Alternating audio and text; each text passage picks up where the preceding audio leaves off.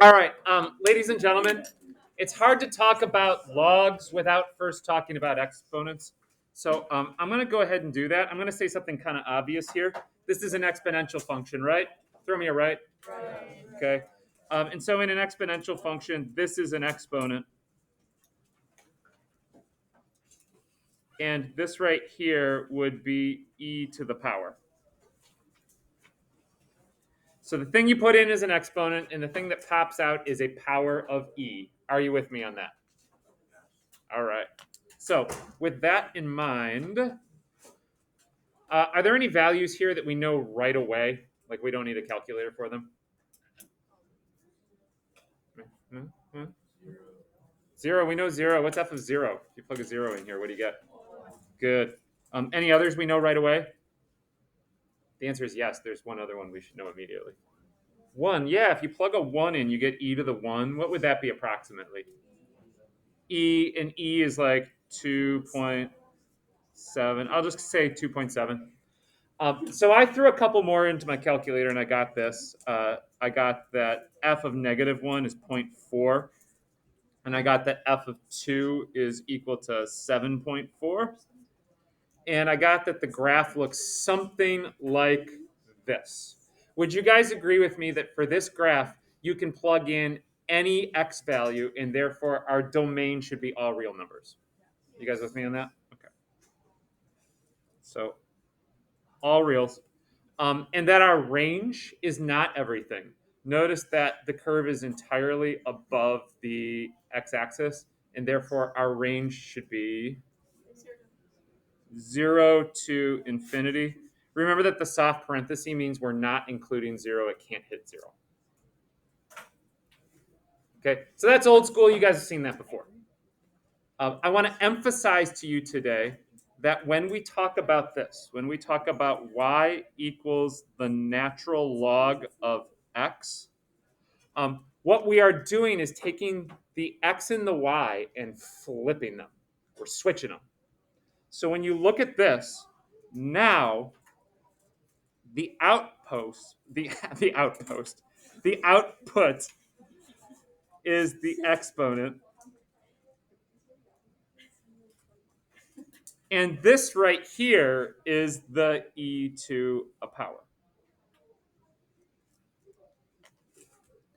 And if we've taken all the x's and the y's and we've flipped them, we should be able to draw a graph of the log function, shouldn't we? Because we can just take these four values, boom, boom, boom, boom, boom, and we can switch them. For instance, if negative 1 comma 0.4 is on the exponential function, what point do we know is going to be on the log function? 0.4 comma negative 1. So I'm going to plot that point right there. And then since 0, 1 is on the exponential, we know 1, 0 will be on the log. And since 1, 2.7 is on the exponential, we know that 2.7, that would be about over to here, 1 will be on the log.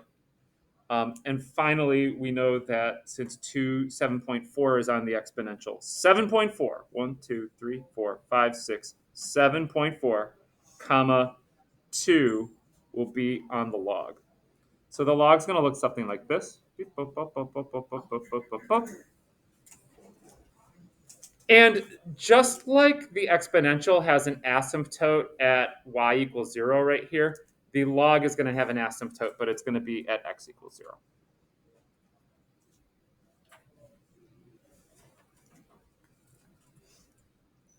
One more thing. Since we flipped the x and the y to get the log, what happened to the domain and the range?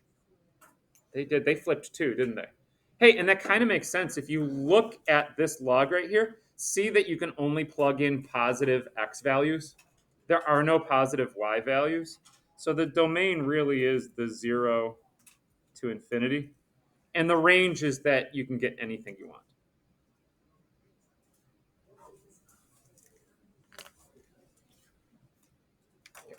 But that's not the real goal for today. The goal for today is to come up with the derivative of this function right here. So if we call this g of x, I want you guys to cook up g prime of x. It's the rate of change. So let's start with this. Rate of change of this function, positive or negative? Positive. Why do we know it's positive? Good, increasing. So we know g prime of x is positive. Now I'm going to draw a few slopes here. Let's see if we can figure out a little bit more. I'm going to start right here at 1. I'm going to move you over a little bit. All right, and the slope would look something like that. If you guys had to estimate, what would you say is the slope of that line that I just drew? So g prime of 1 is equal to 1. I'm going to do another one. Let's do right here at 3. Here's 3. I'm going to attempt to draw a slope at 3.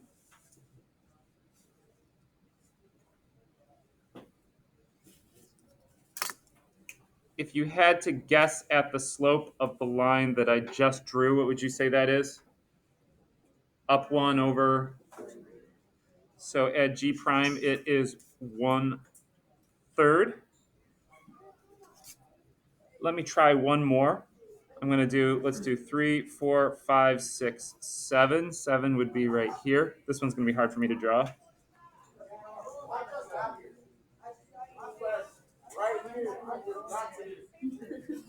They just got here, if anyone was wondering. They just got here. Okay, so here's 7. And if we wanted to guess at the slope at 7, we'd be like, it's up 1 over 1, 2, 3, 4, 5, 6, 7.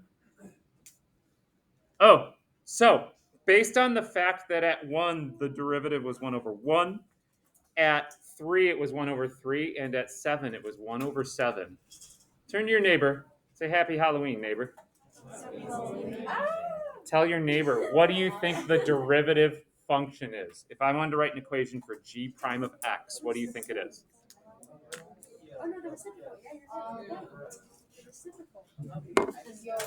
Okay, I heard it from a whole bunch of you.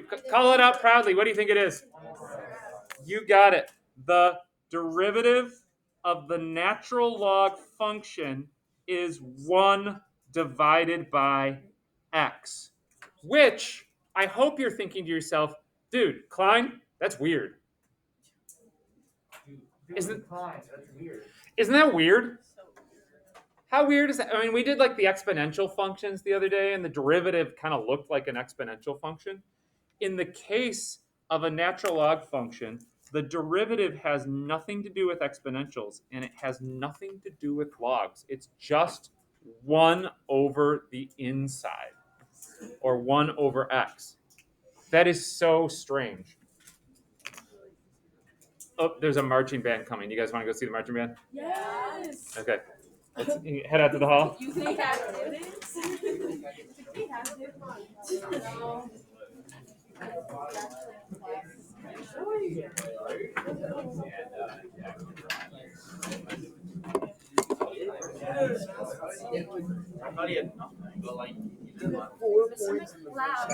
Love him.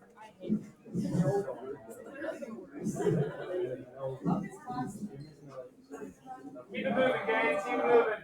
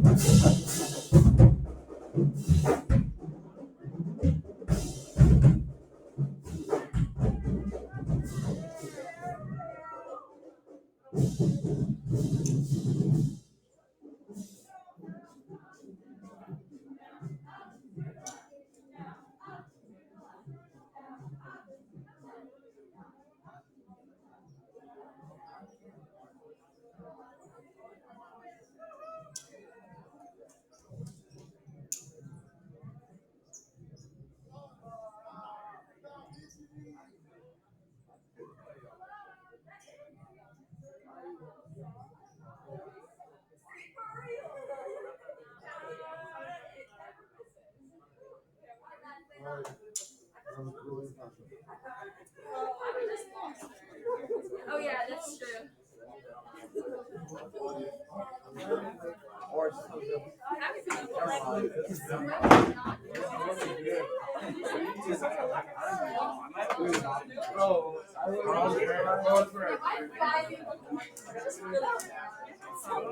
like, I don't know what it does to me.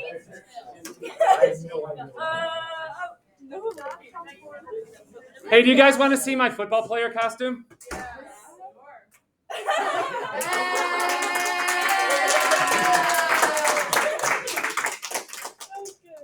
All right. Normally I prove to you why this happens, and maybe I'll do it another day. But just because we got the short class, I'm going to skip the proof. You just need to know that anytime you see g of x equals the natural log of x, your derivative is 1 over the inside. Okay? So here we go. Let's do a problem.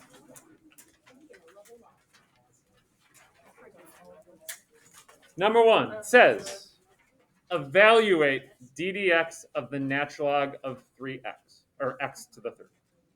Can you guys see that you're going to use chain rule here? Say yes. Yes. Okay. So if we're going to use chain rule, that means there's 2 links in the chain. The inside function is right here. The outside function is right here. So let's start with the outside function. The outside function is the natural log of something. The derivative of natural log of something we just learned is 1 over the inside, or 1 over x to the third. But then you got to multiply that by the derivative of the inside function. What would the derivative of x to the third be? Yes. Cool. So you get something that looks like this. And then you can simplify that a little bit. So you've got x squared and x cubed. Those are going to cancel, aren't they? So you're going to be left with 3 over x. That's the derivative equation. Okay, cool. We got that one. How do you guys feel about that one? Did that one make sense? Yeah. All right. If you were able to do that one, I think you're going to be fine with the next one. Franny, you got a question? So you just like take away the natural logs. It's just gone. It's just gone. It's just, well, look right here. I know it's frustrating, right? for the natural log. Poor guy. All he wanted was his time in the sun. But we took it away. Yeah, when you've got a natural log right here, it totally disappears. You end up with just like a regular old 1 over x.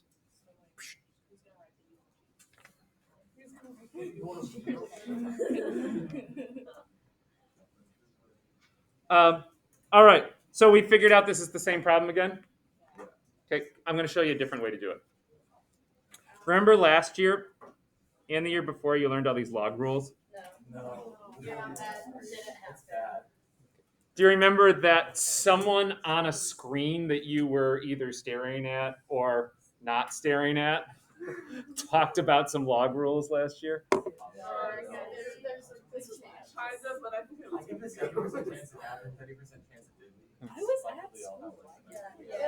of us were. Well, I'm sure. All right. Well, my extension students have done this and they seem to remember it, so I'm going to hold you to it.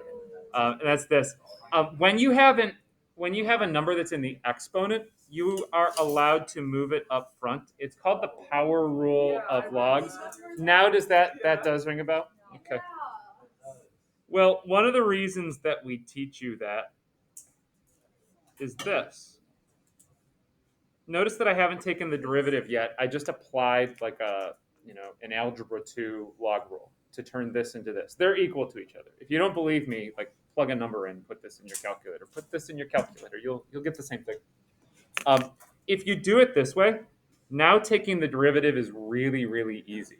Because 3 is a constant coefficient. Those constant coefficients just chill, right? They just sit in front. So if I want to take the derivative of this, I would say there's a 3. And then the derivative of natural log is 1 over x. You get 3 over x. Whoa, Mr. Klein! That's the same answer we got on the last one.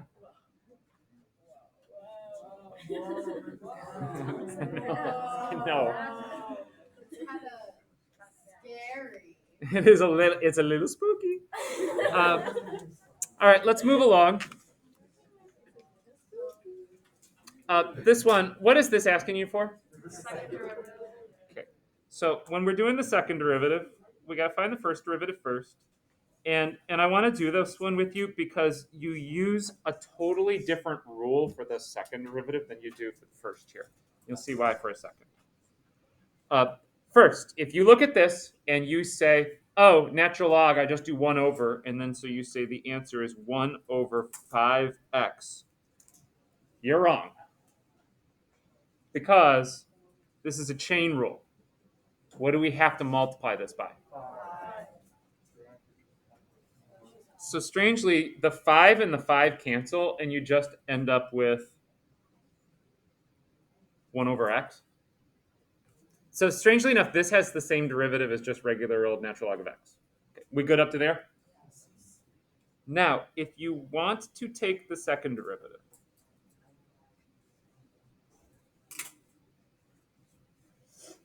here's what you have to think.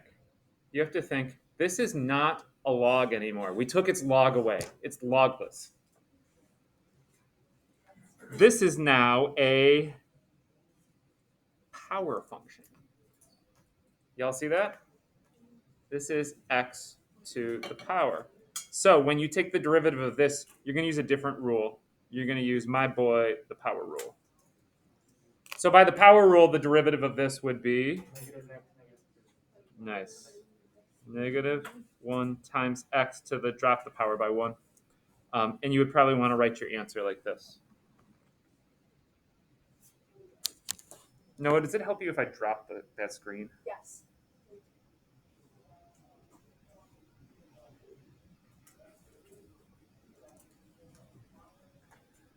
Okay, so there's your derivative. Questions on that one? One more. Oh! Oh! Oh! Oh! Folks, that is unnatural.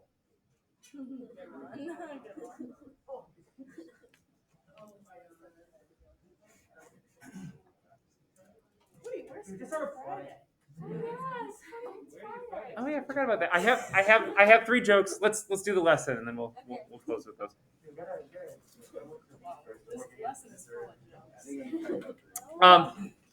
I have never ever learned how to take the derivative of an unnatural log. Instead, the first thing that we do is we change to a natural log.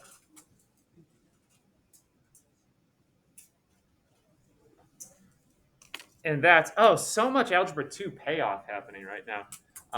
That means you're going to use the change of base formula. The change of base formula, it's really not hard. The change of base formula says that you can change the base to anything you want.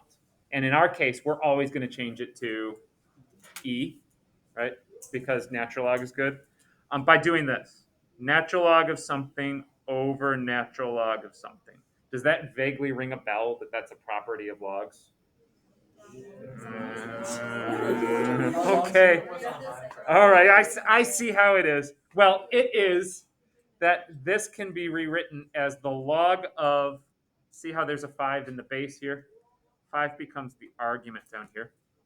And then the x goes right here. Okay, it's called the change of base formula. So we've got that. Now here's why that's useful. First, see how we've got a natural log now? Give me a yes. The thing that's in the denominator is the thing that's in the denominator, that's a number. You guys see that that's a number? Natural log of 5. You could plug that in. It would be like, I don't know, 1.4 or something like that. So I'm going to think of this as number times natural log of x. And you don't have to write it this way. I'm just doing this so that you can see that this right here is a coefficient. And remember what coefficients that are in front do. They just chill. So when you take the derivative of this bad boy, it's going to be the coefficient in front gets multiplied by the derivative of natural log. What's the derivative of natural log, folks? 1 over x. So that's your answer. Sometimes you'll see it written this way. Natural log of 5 times x. This and this are the same thing. They're both correct.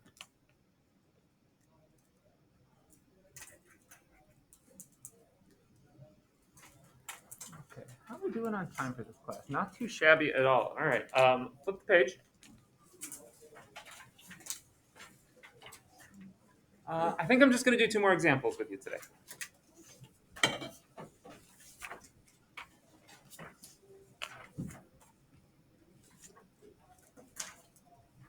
And actually, you know what? I'm going to be quiet. Number 5, why don't you turn to your neighbor, give him a smile. Give him a nice smile. Not one of those crazy smiles where you smile with your mouth, but your eyes aren't smiling. Give him like a real smile. And then see if the 2 of you can figure out what the derivative would be of this expression.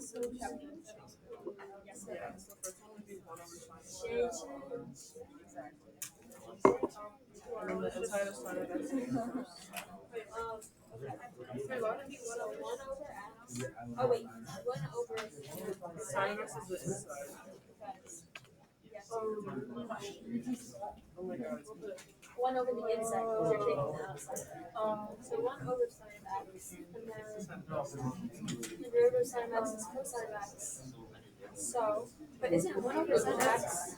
Isn't that simple? Is it? I don't remember. Isn't that sine?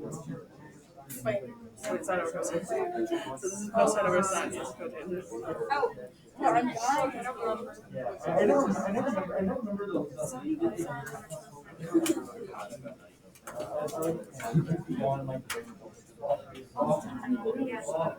Did you start with this? You start with that? Did you multiply it by this? Cool. Did you note that the cosine divided by the sine is something that we know? What is that? Okay. So that's kind of weird. Start remembering them. That's my advice. All right. So some kind of fun trig stuff can happen as you're doing these. One more, last one. This guy right here.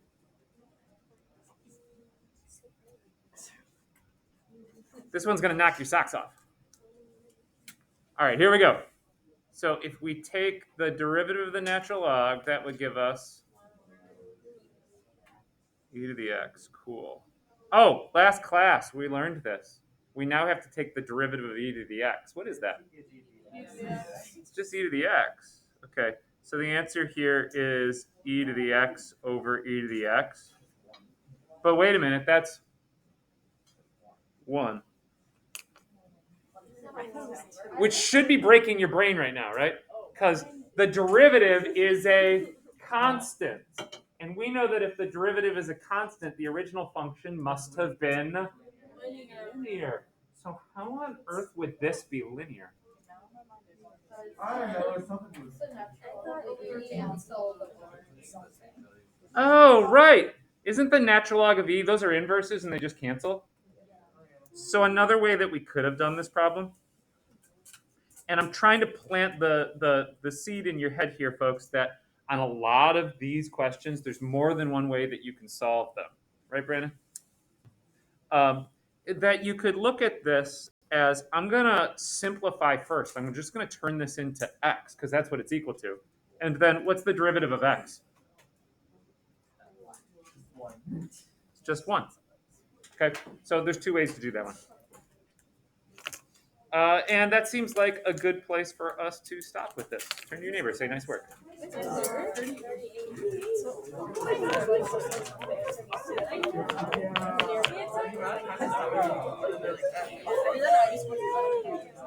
I do have in my hands, not 1, not 2. No, not 2. Not two. Two would be crazy. I have 3 jokes. They were vetted by Ms. DeLuca yesterday. She said one of them is okay. They're on a Halloween theme today.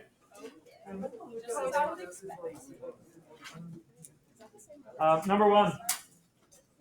Why was the vampire in such a foul mood? Why was the vampire? See, it's a Halloween joke. Why was the vampire in such a foul mood? It was too much B negative.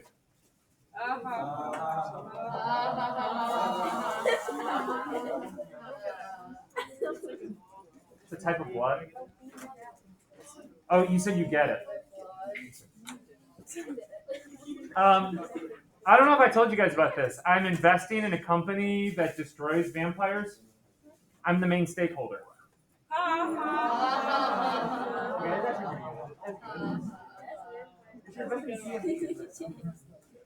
This is the one that Julika said was okay. What happened to the cannibal? You already know this is a good joke right there, right? What happened to the cannibal who showed up late for Halloween dinner? He got the cold shoulder.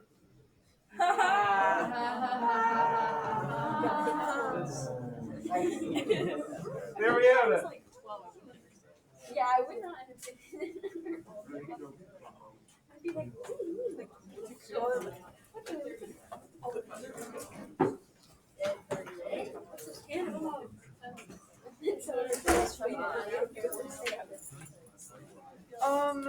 I haven't passed for like my counselor just extra. Is that good enough? Okay. Okay, I might be back. But if not,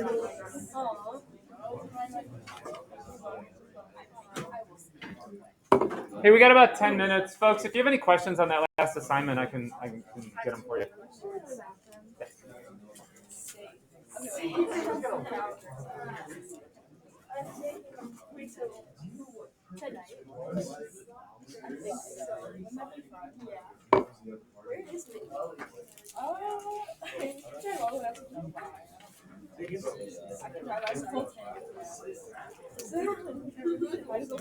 oh my god, it's mega mind.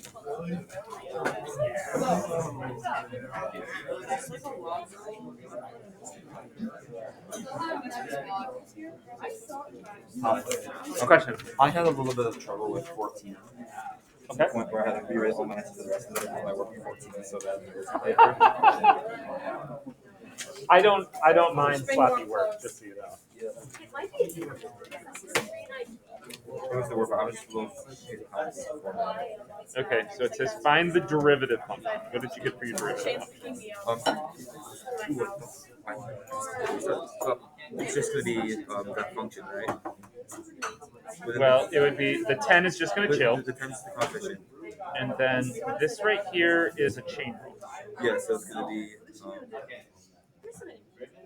What's the outside? The outside is going to be the. Wouldn't it be the negative 0.34t? That's the inside. It's an e to the Here's how you know that's the inside, Max. If you were to plug a number in, so let's suppose you're going to plug 2 in. Yeah. The first thing that you would do with the 2 is multiply it by the negative 0.34. And then the second thing that you would do is whatever you got, you would raise it e to the power. Oh, so then the second So- thing is just the outside. Yes, yeah, the last operation is always That the makes more, outside yeah. function. So that it's going to be e to the something. And the derivative of that is just e to the something. So that's not going to change. It gets multiplied by the derivative of the inside. Yeah, which is going to just be negative 0.34, right? Mm-hmm. So the derivative function is negative 3.4 e to the bump. Okay. Yeah, and then So we got our equation. Because she thought I was. I don't know why. And so did Rose. I don't know now why. we That's, use yeah, that's probably why the she. interchange I don't know why. between. I wish. So now you just plug you just plug 0, 2, 4, and 6 into that equation. Oh, that's a lot easier than I was making it. Mhm. Okay. And then I think the point of this, it was like, by what factor does it change from here to here and then from here to here? Yeah. The point is that they're all going to be the same. Yeah, that's Yeah, yeah. and then Yeah, I wasn't sure. Yeah, this is. And then if you do this right here, this is like take the original function and plug in these values and see what they change by. and then and they will also change by the same amount Yeah. because the rate is really being the ratio of the rate is really being driven by this right here, Yeah. which is in both the derivative and the Yeah. So